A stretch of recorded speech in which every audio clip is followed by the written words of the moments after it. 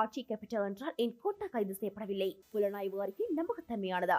இந்தியாவின் பாத்திரம் என்ன? ஈஸ்டர் குண்டு தாக்குதலின் மையப்புள்ளியை விசாரணைகளை நெருங்கவில்லை என்ற கேள்வியை தேசம் நேற்று எழுப்பியுள்ளது. ஈஸ்டர் குண்டு தாக்குதல் நடப்பதற்கு முன்னரேயே இத்தாக்குதல் திட்டமிடப்பட்டுள்ளது பற்றியும் தாக்குதல் எங்கு எப்போது நடத்தப்படும் என்பது குறித்தும் தெளிவான புலனாய்வு தகவல்களை இந்திய உளவுத்துறை இலங்கை உளவுத்துறைக்கு வழங்கியிருந்தது. இது இந்திய தூதரகத்துக்கு தெரியுமா?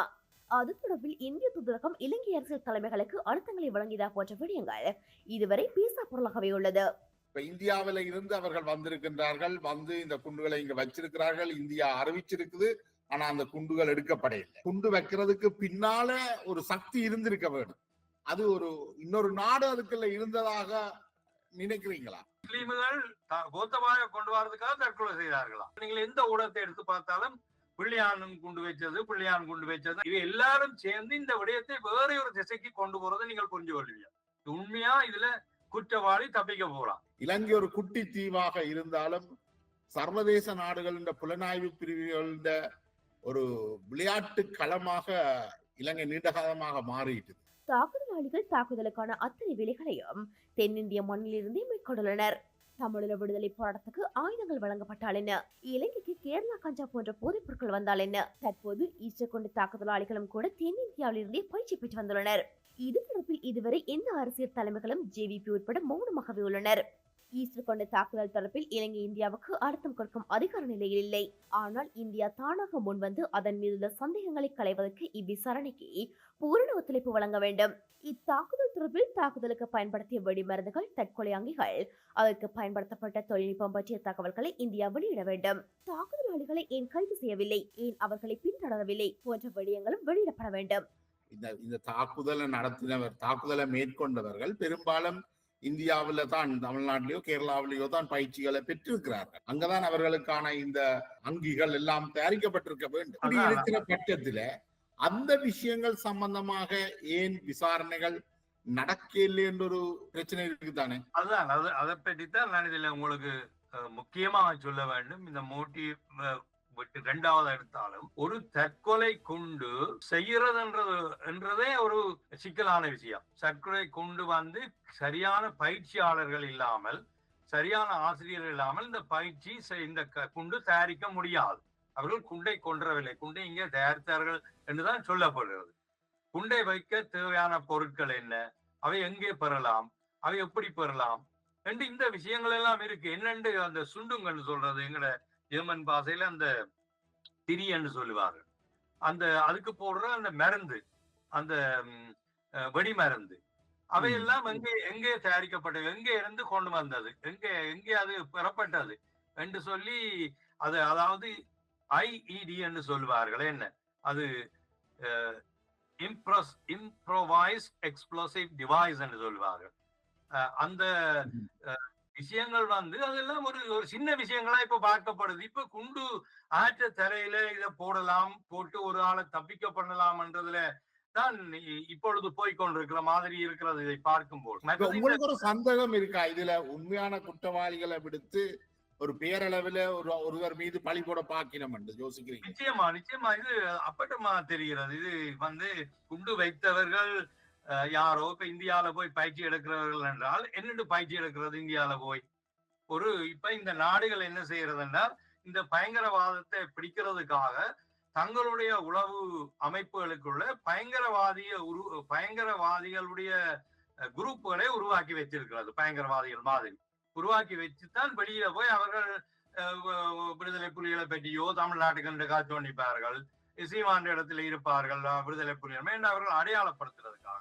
அப்படியான விஷயங்கள் எல்லா நாட்டிலையும் இருக்குது, இந்தியாவிலையும் நிறைய இருக்குது. அப்ப இப்படி ஒரு லிங்குக்குள்ளதான் இவர்கள் போய் மாற்றப்பட்டிருக்கிறார்கள் என்றுதான் பொதுவா எல்லாருடைய கதையும், எல்லாருடைய அநேகமான இந்த விசாரணைகளிலே வெளிவந்த விடயங்களை வைத்து பார்க்கும்போது அதுக்கான கூடுதலான சந்தர்ப்பம் தான் இருக்கிறது. நீங்க நினைக்கிறீங்கள் உண்மையான குற்றவாளிகளை தப்பிக்க வைக்கிற ஒரு முயற்சி நடக்குதுன்னு நினைக்கிறீங்களா? உண்மையான குற்றவாளிகள் தப்பிக்க போகிறார்கள் என்றுதான் நான் நினைக்கிறேன். 2019 ஈஸ்டர் ஞாயிறு தாக்குதல்கள் தொடர்பான ஜனாதிபதி விசாரணை ஆணையத்தின் அறிக்கை மேலதிக விசாரணைகளுக்காக குற்றப்புலனாய்வு துறையிடம் அதிகாரப்பூர்வமாக ஒப்படைக்கப்பட்டுள்ளது. ஜனாதிபதி அனுர திசாநாயக்கவின் உத்தரவின் பேரில் ஜனாதிபதியின் செயலாளரால் இந்த அறிக்கை ஒப்படைக்கப்பட்டதாக பொது பாதுகாப்பு பாதுகாப்பு அமைச்சர் ஆனந்த் விஜயபால தெரிவித்தார். இது ஒரு சரியான விசாரணை அல்ல. ஏனென்றால் ஆரம்பத்திலேயே விசாரணைகள் எல்லாம் செய்யப்பட்டு நீங்கள் இப்ப சொன்னது போன்ற அவர்களாக கொடுத்த வீடியோ மெசேஜ் எல்லாம் வெளியில வந்த தாங்கள் என்னத்துக்காக செய்த நாங்கள் இதிலே என்ன விடயம் என்று சொல்லி அவர்கள் அது ஒரு இஸ்லாமிய குண்டு என்று கூட சொல்றார். தாங்கள் ஒரு இடமும் அந்த வேறு ஒரு பொருட்களையும் பாவிக்கவில்லை, எல்லாம் இது ஒரு இஸ்லாமிய குண்டு என்றெல்லாம் சொல்லி எல்லாம் திட்ட தெளிவாக சொல்லி இருக்கிறார். இப்ப நாங்கள் இதுல நடக்கிற விஷயம் என்னென்றால் நாங்கள் ஒரு விஷயத்தை கவனிக்கணும். இந்த ரோட்டால வைக்க கடக்கனால பார்த்தால் அப்ப என்னத்தான் லவ் பண்றாள் என்ற மாதிரி போகக்கூடாது. இப்ப பிள்ளையானுக்கும் அல்லது சம்பந்தமான ஆட்களுக்கு இந்த குண்டு வடிப்போட சம்பந்தம் இருக்கான்றதை தான் நாங்கள் ஆராய வேணும். ஆராய்ந்து போய்க்கல இப்ப இயக்கங்கள் தமிழ் இயக்கங்கள்ல இருந்தார்கள், இலங்கை அரசாங்கம் செய்த அரசாங்கத்திலிருந்து நடந்த கொலைகளும் கணக்கே இருக்கின்றன, இல்லைன்னு சொல்லக்கூடாது. இயக்கங்களை எல்லாரும் இயக்கத்திலிருந்து தற்பெருமையா பேசுவார்கள். ஆனா இந்த கொலைகள் எல்லா இயக்கங்களும் கொலை செய்தது, விடுதலை புலிகள் மட்டுமல்ல.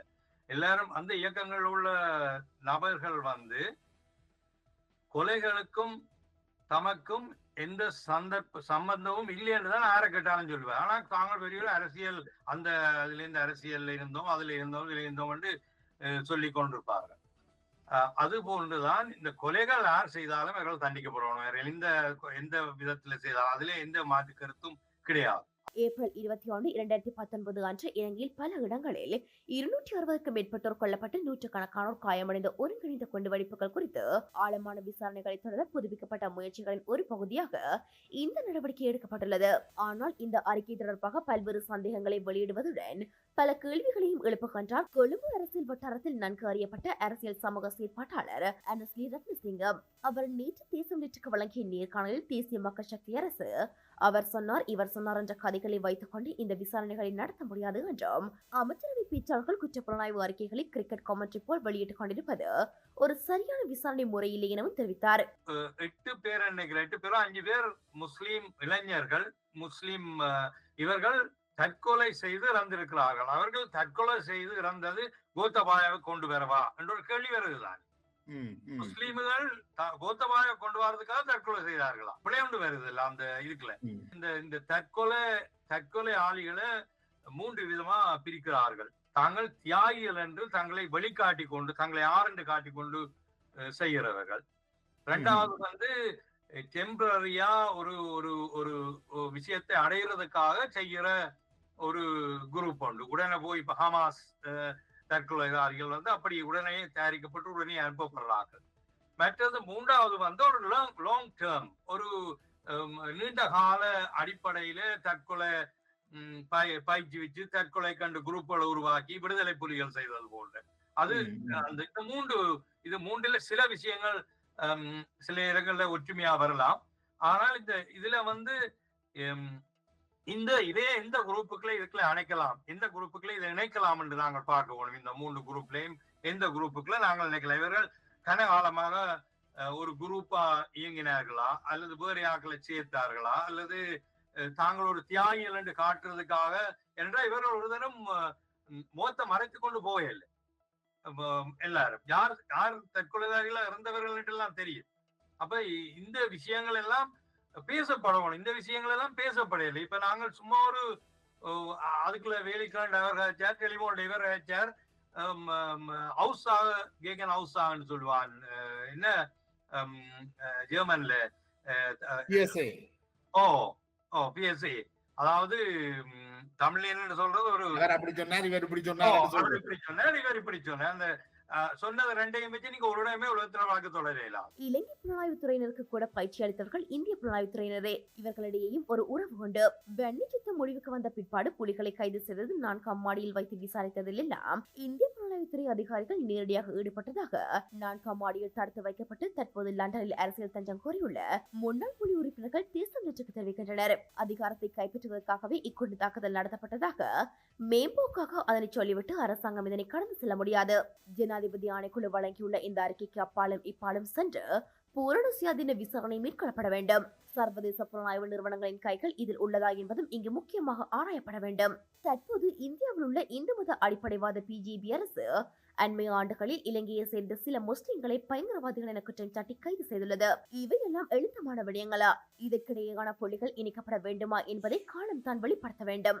இனப்படுகொலைக்கு பூகோள அரசியல் போட்டிகளே காரணம். எம்பி கஜேந்திரகுமார் கண்கட்ட பிறகு சூரிய நமஸ்காரம். வல்லரசுகள் நிகழ்ச்சியினரால் ஈழத்தமிழர்கள் பாதிக்கப்படுவதாக நோர்வேயின் ரகசிய புலனாய்வாளர் என அதாவது சிலிப்பர் செல் என்று குற்றம் சாட்டப்படும் நியூட்டன் மரியநாயகத்தின் புத்தக வெளியீட்டில் எம்பி கஜேந்திரகுமார் பொன்னம்பலம் புலம்பியுள்ளார். பூகோள அரசியலில் வல்லரசுகளின் போட்டி உச்ச நிலையில் இருந்த போதே ஈழத்தமிழர்கள் இனப்படுகொலையானவர்கள். இந்த வல்லரசு போட்டியால் தான் தமிழர்கள் உரிமைகளை பெறுவதிலும் சிரமங்களை எதிர்கொள்கின்றனர். யுத்தம் முடிந்தும் வல்லரசுகளின் நிகழ்ச்சி நிரலை கையாள திறன் இல்லாத நிலையில் ஈழத்தமிழர்கள் இருப்பதாகவும் கஜேந்திரகுமார் விரக்தியாக உரையாற்றியுள்ளார். புலிகள் அமைப்பில் இருந்து கருணாவை பிரிக்கும் சதிக்கு புள்ளியார் சொல்லி போட்டு தொடக்கி வைத்தவரே நியூட்டன் மரியநாயகம் என கூறப்படுகிறது.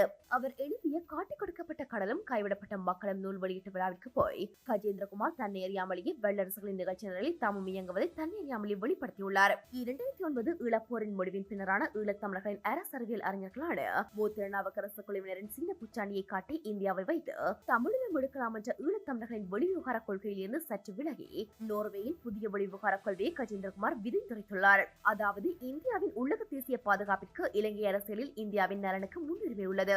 அதே நேரம் இந்தியாவின் போட்டி நாடான சீனா ஈழத்தமிழர்களுக்கு பொருளாதார உதவி வழங்கும் போது தமிழர்கள் அதனை ஏற்க வேண்டும். நாங்கள் யாரையும் பகைக்க கூடாது.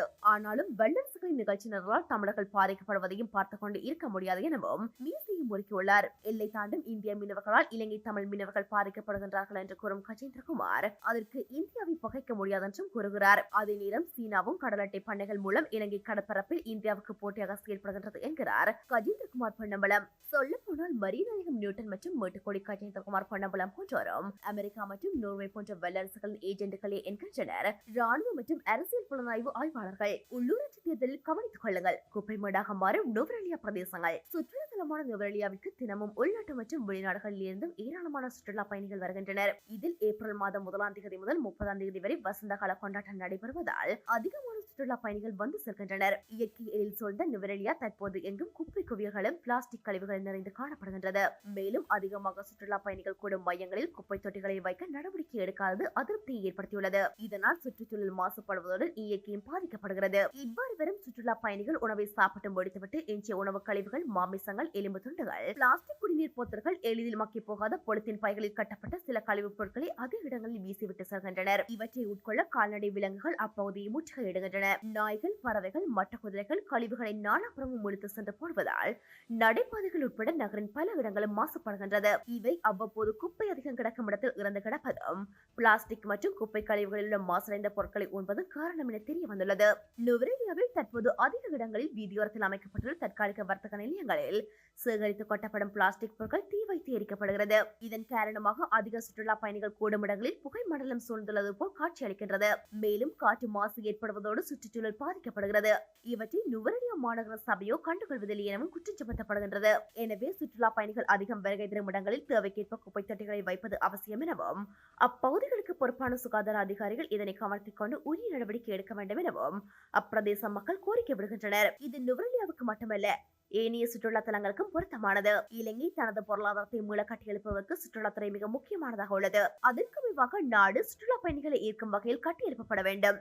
அதே சமயம் உள்ளூர் மக்களின் சுகாதாரமும் வாழ்வியலும் கூட கவனத்தில் கொள்ளப்பட வேண்டும். குப்பைகள், கழிவுகளை ஒழுங்குமுறையில் சேகரித்து பதப்படுத்தி சேதன உரங்களாக பயன்படுத்தக்கூடியதாக இருக்கும் போது அதனை எரித்து சுற்றுலலை மாசுபடுத்த வேண்டிய அவசியம் என்ன? இந்த உள்ளூராட்சி தேர்தல் காலகட்டத்தில் மக்கள் அபிவிருத்தி செய்யக்கூடிய தங்களுடைய பிரதேசங்களை தூய்மையான ஒளிமயமான பிரதேசங்களாக்க கூடியவர்களுக்கு வாக்களித்து பொறுப்பானவர்களை தெரிவு செய்ய வேண்டும். இலங்கையில் புதிய நுழம்பு இனம். இலங்கைக்கு உரித்தான புதிய நுழம்பு இனம் ஒன்று மீரிகம பகுதியில் அடையாளம் காணப்பட்டுள்ளது. குறித்த நுழம்பு இனம் கியூலெக்ஸ் லோபோசெரோமியஸ் இண்டெக்ஸ் என பெயரிடப்பட்டுள்ளது. இந்த நுழம்பு இனம் ஒரு முக்கிய வைரஸ் கடத்தியாக அடையாளம் காணப்பட்டுள்ளதாக வைத்திய ஆராய்ச்சி நிறுவனத்தின் பூச்சியியல் நிபுணர் காஜான் குமாரசிங்க தெரிவித்துள்ளார். அயல்வீட்டு ஆட்சியை அடித்துக் கொன்ற திருட்டு. யாழ்ப்பாணம் பருத்தித்துறை பகுதியில் களவுக்கு சென்ற இளைஞன் தாக்கியதில் 69 வயதுடைய மூதாட்டி ஒருவர் பலியான சம்பவம் அதிர்ச்சியை ஏற்படுத்தியுள்ளது. இச்சம்பவம் ஏப்ரல் 20ஆம் தேதி காலை இடம்பெற்றுள்ளது. சம்பவம் குறித்து மேலும் தெரிய வருவதாவது 2 வயோதிப பெண்கள் குறித்த வீட்டில் வசித்து வருகின்றனர். அவர்களில் ஒருவர் ஈஸ்டர் ஆராதனைக்காக காலை தேவாலயத்துக்கு சென்றுள்ளார். இந்நிலையில் இருவரும் தேவாலயத்துக்கு சென்றிருப்பார்கள் என்ற எண்ணத்தில் 20 வயதான அயல் வீட்டு இளைஞன் திருடுவதற்காக அங்கு சென்றுள்ளார். வயோதிப பெண் இளைஞனை கண்டவெளி கொட்டர் ஒன்றினால் மூதாட்டியை தாக்கி கொலை செய்துள்ளார். தேவாலயத்துக்கு சென்ற மற்ற மூதாட்டி வீட்டுக்கு வந்தபோது மூதாட்டி ரத்த வெள்ளத்தில் சடலமாக காணப்பட்டதனை அவதானித்து அயலவர்களுக்கு தகவல் தெரிவித்துள்ளார். AI தொழில்நுட்பத்தின் உதவியுடன் உலகின் முதல் குழந்தை. மெக்சிகோவில் செயற்கை நுண்ணறிவு தொழில்நுட்பத்தின் உதவியுடன் உலகின் முதல் குழந்தை பிறந்து வரலாற்று சாதனையை படைத்துள்ளதாக சர்வதேச ஊடகங்கள் செய்தி வெளியிட்டுள்ளன. மெக்சிகோ நாட்டில் உள்ள செயற்கை கருத்தரிப்பு மையம் ஒன்றில் AI மற்றும் ரோபோ உதவியுடன் விந்தணுவை கருமுட்டையினுள் ஊசியின் மூலம் செலுத்தி வெற்றிகரமாக கருவுறச் செய்து அதனை 40 வயதான பெண்மணியின் கருப்பையினுள் பொருத்தி குழந்தையை வளரச் செய்து கடந்த மார்ச் மாதம் ஆரோக்கியமாக ஒரு ஆண் குழந்தை பிறந்திருக்கிறது.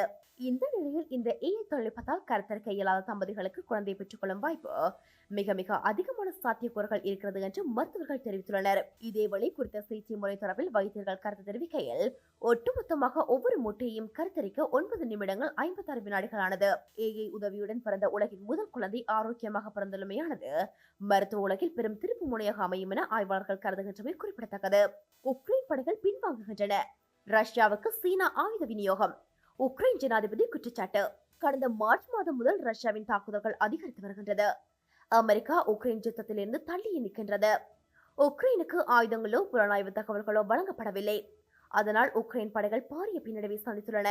அதனால் உக்ரைன் தனது நிலப்பிரதேசங்களை வேகமாக இழந்து வருகின்றது. ரஷ்யா திட்டமிட்டது போல் உக்ரைனில் ரஷ்யர்கள் பெரும்பான்மையாக வாழும் பிரதேசங்களை விரைவில் கைப்பற்றிவிடும் என்ற நிலை தற்போது ஏற்பட்டுள்ளது. உக்ரைன் படைகள் தாக்குதலின் உக்கிரத்தால் சரணடைவதாகவும் உறுதிப்படுத்தப்படாத செய்திகள் தெரிவிக்கின்றன. சீனா ரஷ்யாவுக்கு ஆயுதங்களை வழங்கி வருவதாகவும் சீன அரசின் பிரதிநிதிகள் ரஷ்யாவில் ஆயுத உற்பத்தியில் ஈடுபட்டுள்ளதாகவும் உக்ரைன் ஜனாதிபதி வோலடிமிர் ஜெலன்ஸ்கி குற்றம் சாட்டியுள்ளார். இந்த தகவல்களுக்கு ஆதாரங்கள் உண்டு என்றும் அதனை எதிர்வரும் நாட்களில் வெளியிட திட்டமிட்டுள்ளதாகவும் அவர் தெரிவித்தார். இதன் தொடர்ச்சியாக ரஷ்யாவிற்கு IS-காண்டர் ஏவுகணைகளை தயாரிக்கின்றதாக கூறப்படும் 3 சீன நிறுவனங்களுக்கு உக்ரைன் தடைகளை அறிவித்துள்ளது. இது ஆதாரமற்ற குற்றச்சாட்டாகும் எனவும் சீனாவின் நிலைப்பாடு தெளிவானது எனவும் சீன வெளிவிவகார அமைச்சக பேச்சாளர் லின் ஜியான் கூறினார். மேலும் யுத்தத்தை முடிவுக்கு கொண்டு வரவும் சமாதான பேச்சுவார்த்தைகளை ஊக்குவிக்கவும் சீனா முயற்சித்து வருகின்றதாகவும் அவர் குறிப்பிட்டுள்ளார். இன்று போப் ஆண்டவர் அவர்கள் உயிர்த்த ஞாயிற்கு மறுநாள், அதாவது இன்று மரணமாகியுள்ளார். அவருடைய ஒரு நினைவு குறிப்பாக இந்த பதிவை மேற்கொள்ளலாம் என்று நினைக்கின்றேன்.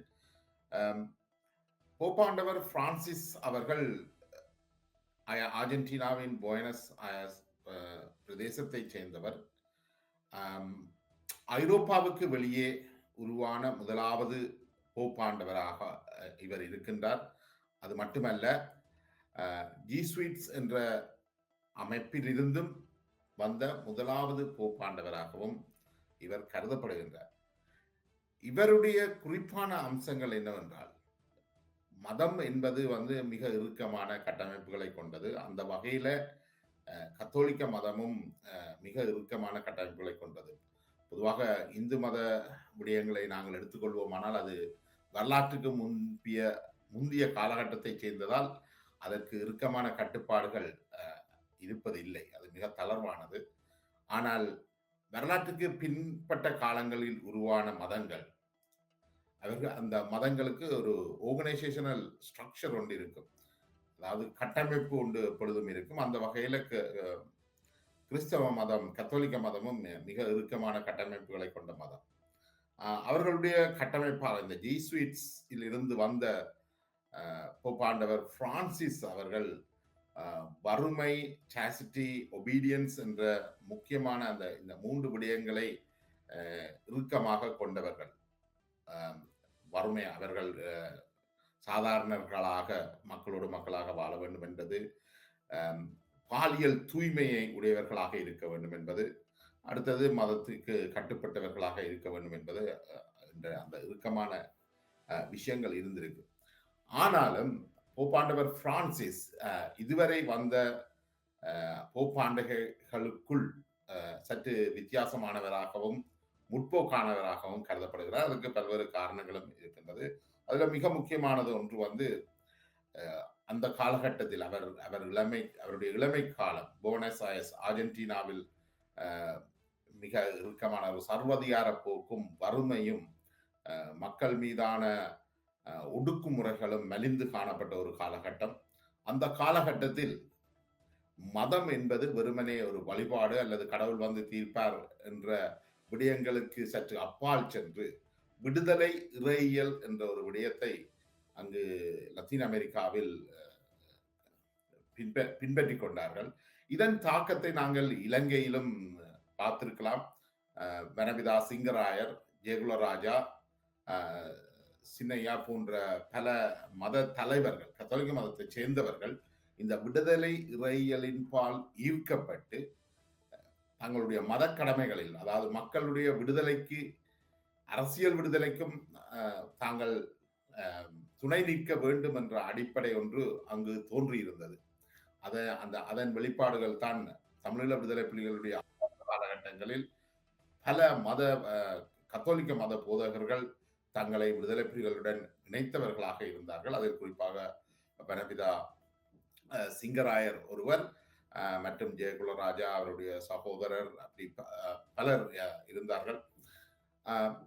இந்த வனவிதா சிங்கராயர் அவர்கள் பிற்காலத்திலே 83 ஜூலை வெலிக்கடை சிறையில் படுகொலை செய்யப்பட்டனர்.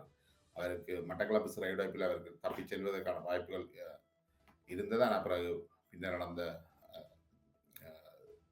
சிறை படுகொலையில் அவரும் கொல்லப்பட்டிருந்தார். இப்ப இந்த விடுதலை இறையியலுக்கான போப்பாண்டவர் பிரான்சிஸ் அவர்கள் வளர்ந்திருந்ததால இயல்பாகவே அவர்கிட்ட சில முற்போக்கான இயல்புகளும் விடுதலை உணர்வுகளும் காணப்பட்டிருக்கின்றது. அதுல முக்கியமானதாக இந்த மக்களை வறுமையில் இருந்து வெளியேற்றுவது, மக்களை ஒரு இன்க்ளூசிவாக அனைவரையும் இணைத்து மதத்தை கொண்டு செல்வது போன்ற விடயங்களை நாங்கள் அவருடைய நடவடிக்கைகளில் நாங்கள் காணக்கூடியதாக இருந்திருக்கும். மிகவும் பண்பான எளிமையான ஒரு மனிதராகவும் போப் பிரான்சிஸ் இருந்திருக்கின்றார். நோய்வாய்ப்பட்டவர்களை கட்டியணைப்பதிலோ அல்லது அவர்களுக்கு ஆதரவை வழங்குவதிலோ, அவர்களுக்கு ஒடுக்கப்பட்டவர்களுக்காக குரல் கொடுப்பதிலோ அவர் தன்னுடைய நிலையிலிருந்து, அதாவது அவருடைய அந்த கிறிஸ்தவ மத நிலையில் இருந்து சற்று விலத்தி வந்து அதனை செய்திருக்கின்றார். ஒரு மத நிறுவனத்துக்கால வருகின்ற ஒரு போப்பாண்டவர் இவ்வளவு தூரம் வருவது என்பது ஒரு முற்போக்கான அம்சமாகத்தான் பார்க்கப்பட வேண்டும் என்று நான் நினைக்கின்றேன். அத்தோடு அவர் 2013ஆம் ஆண்டு தெரிவு செய்யப்பட்ட வெள்ளையர் அல்ல, அதாவது ஐரோப்பியர் அல்லாத முதல் போப்பாண்டவர்.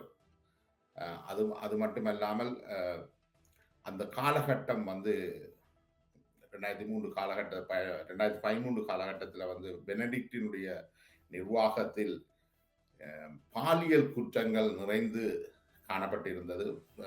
இந்த கத்தோலிக்க நிறுவனங்களுக்கு எதிராக, அவர்களுடைய வனபிதாக்களுக்கு எதிராக பல்வேறு குற்றச்சாட்டுகள் இருந்த காலகட்டம். அப்ப அவர்களுக்கு தவிர்க்க முடியாமல் இவற்றில் இருந்து தங்களுடைய மத நிறுவனத்தை காப்பாற்றுவதற்கு ஒருவர் அவசியமானவராகப்பட்டார். அந்த வகையில போப் பிரான்சிஸ் வந்து மக்களால் மிகவும் விரும்பப்பட்ட ஒருவராகவும் முற்போக்கானவராகவும் காணப்பட்டதால்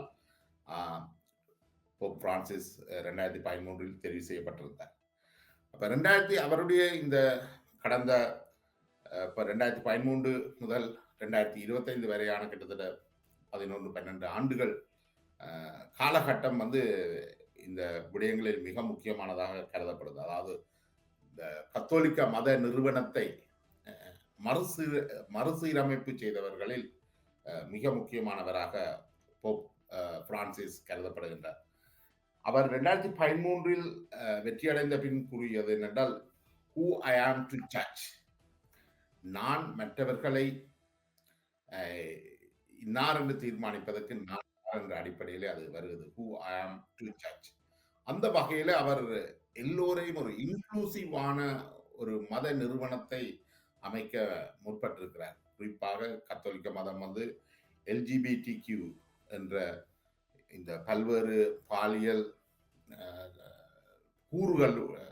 கூறுகளை சார்ந்தவர்களையும் நிராகரிக்கின்ற ஒரு நிறுவனமாக இருந்திருந்தது.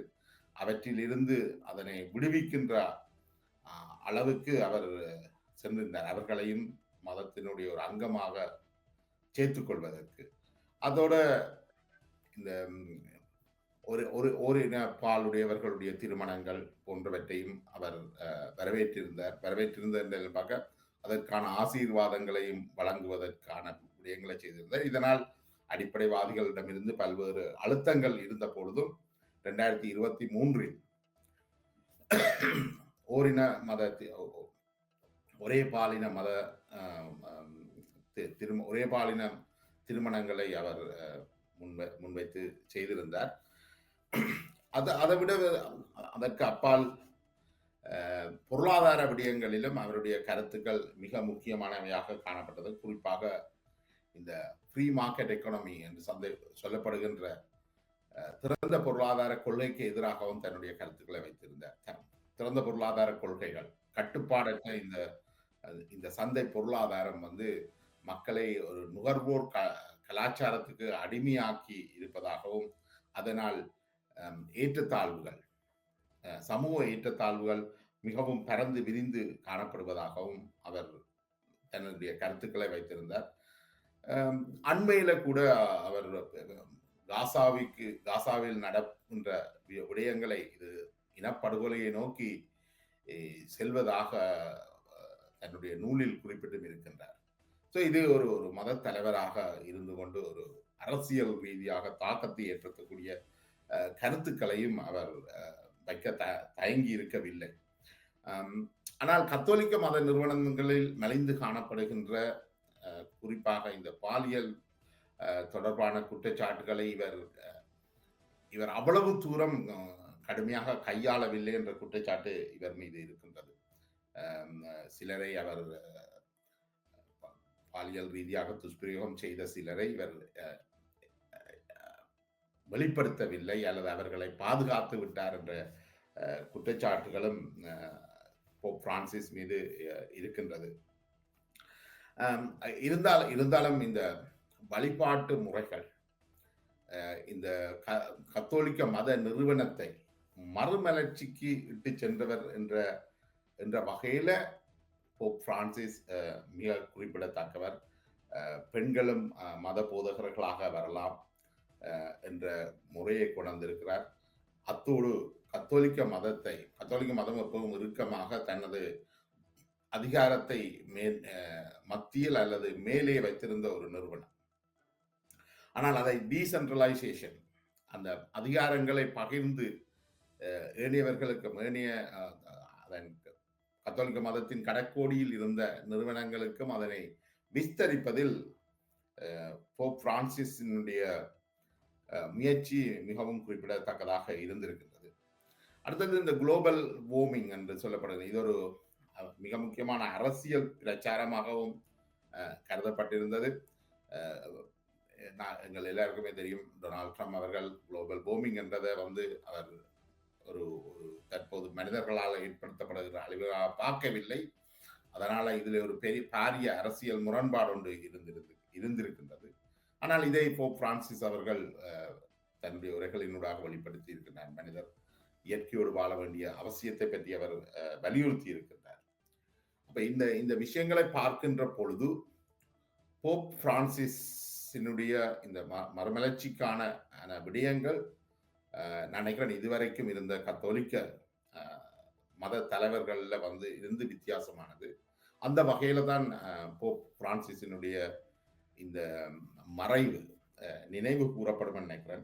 அவர் சொல்றார், தீர்ப்பிலும் பார்க்க கருணை முக்கியமானது, மத இறுக்கத்திலும் பார்க்க மக்களுக்கு ஆதரவை வழங்குறது முக்கியமானது, கண்டிப்பதிலும் பார்க்க உரையாடுவது சிறந்தது என்று சொல்லி அனைவரையும் ஒரு இன்க்ளூசிவான உள்வாங்கக்கூடிய ஒரு மத விடயங்களை முன்வைத்திருக்கிறார். அந்த வகையில அவரை நாங்கள் நினைவு கூறுவது பொருத்தமானதாக இருக்கும் என்று நினைக்கிறேன்.